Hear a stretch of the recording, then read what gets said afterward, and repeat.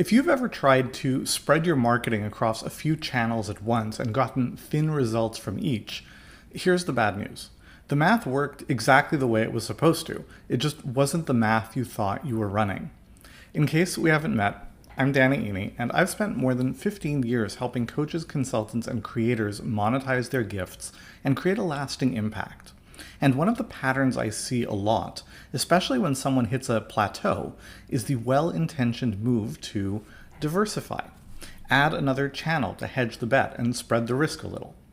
The instinct comes from a real principle, Pareto's 80-20 rule. Most people have heard some version of it. 20% of effort produces 80% of results. So if you can find that 20%, you can put in less and get more. That's leverage, and leverage is what every business owner is looking for. The problem is which 20% you're putting in. Most people apply the rule like this. If 20% of the effort gets 80% of the results on a channel, I'll put 20% in over here, 20% in over there, 20% somewhere else, and now I've got 80% of everything. The math sounds right, but it's not actually how the world works. Because the 20% of effort that produces 80% of the results isn't the first 20% you put into a channel, it's the last 20%. The 20% that comes after you've learned the rules of the platform, made the rookie mistakes, found the angle that lands with your audience, and dialed in the offer behind it. By the time you're at that last 20%, you can put in less and pull out more. Before then, you're paying full price.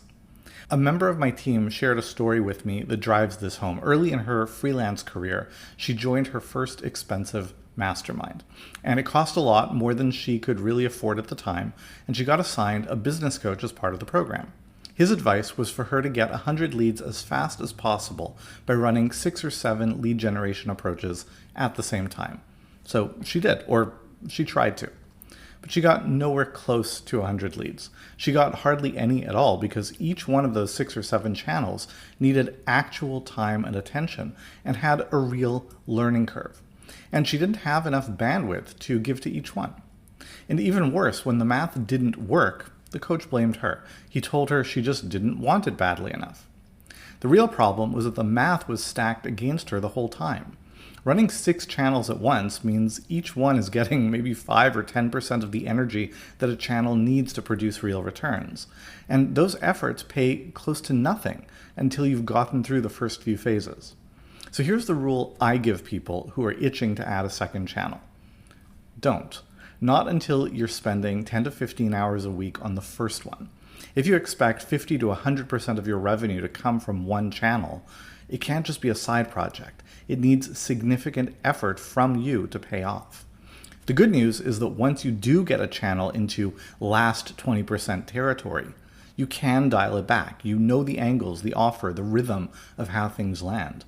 At that point, expansion becomes leverage instead of distraction, and you've earned the right to add the second channel. But not before. Spreading thin and getting thin returns isn't a budgeting problem or a strategy problem. It's a depth problem. Pick the channel closest to working and stay with it until it's a real engine.